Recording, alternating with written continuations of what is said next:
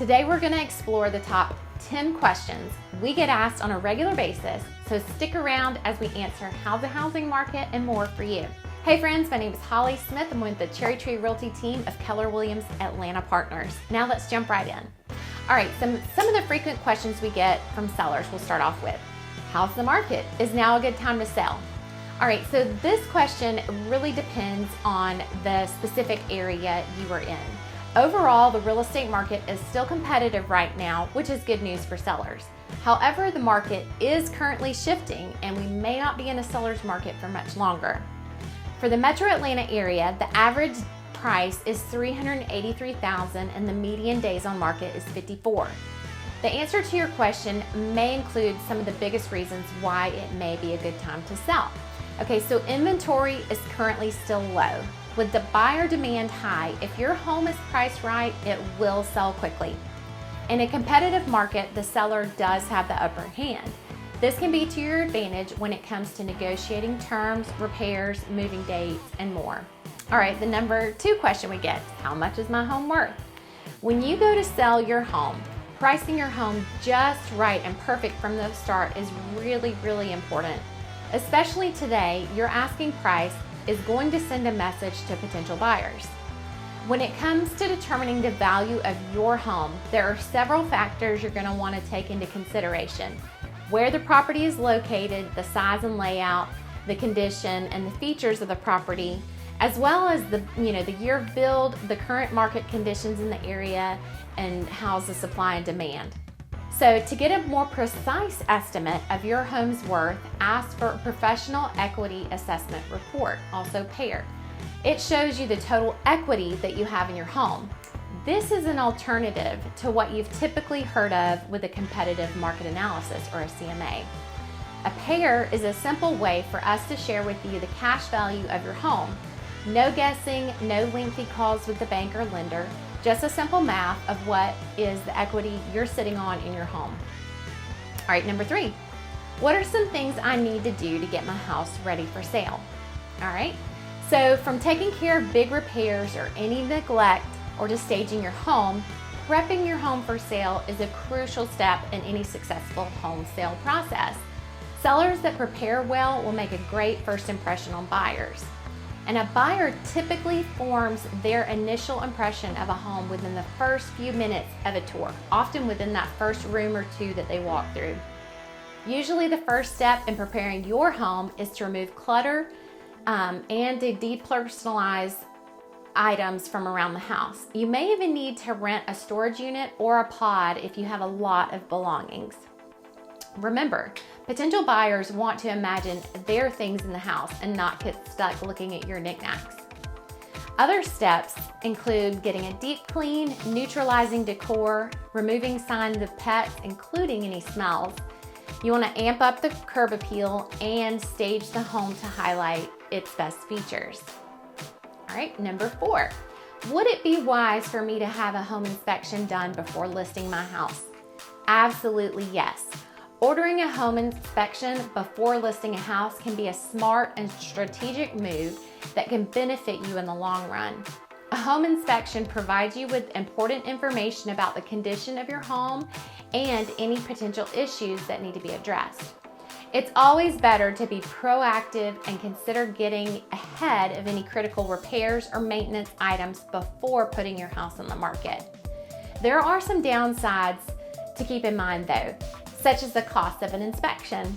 The average cost of a home inspection is about $341 in the United States, and you are required to disclose major problems to future buyers.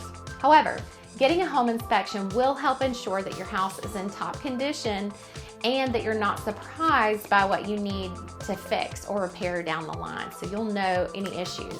You can fix big issues before a buyer has a chance to worry about the condition of your home.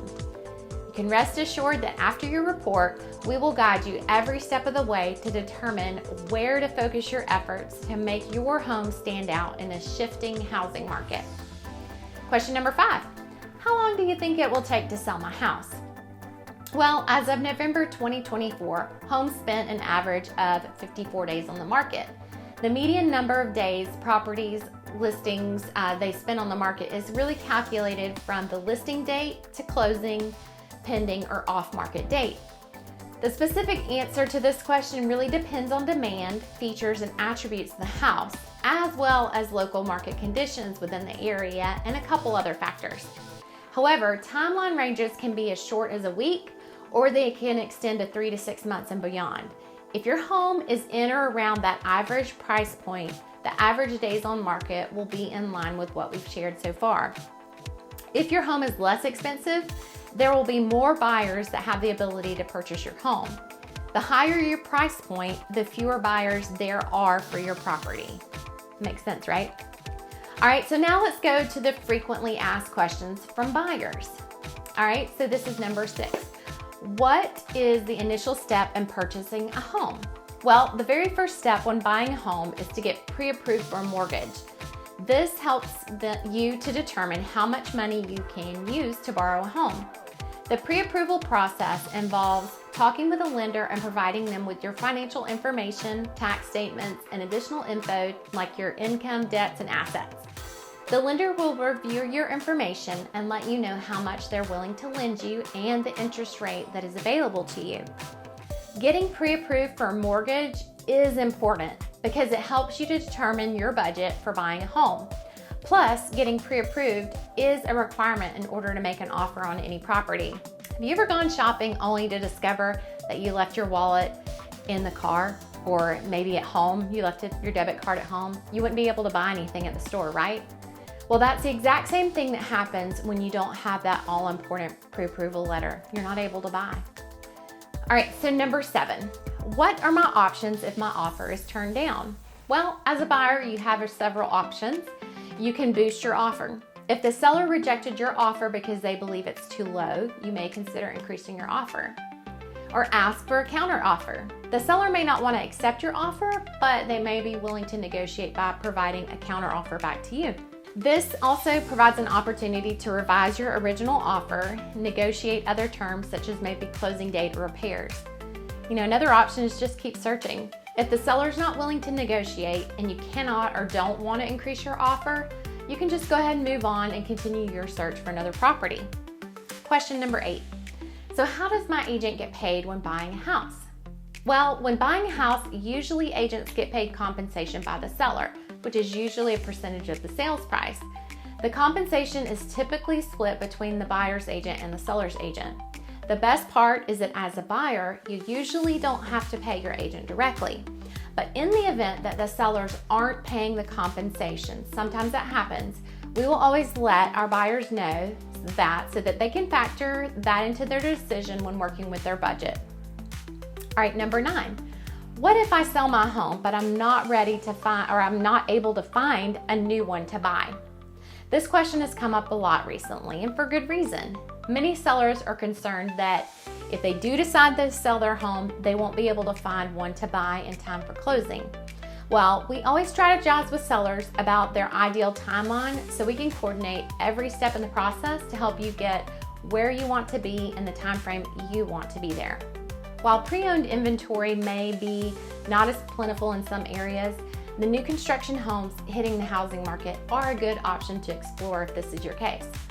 Plus, rates are always negotiable, closing dates, that kind of thing, especially in a competitive market.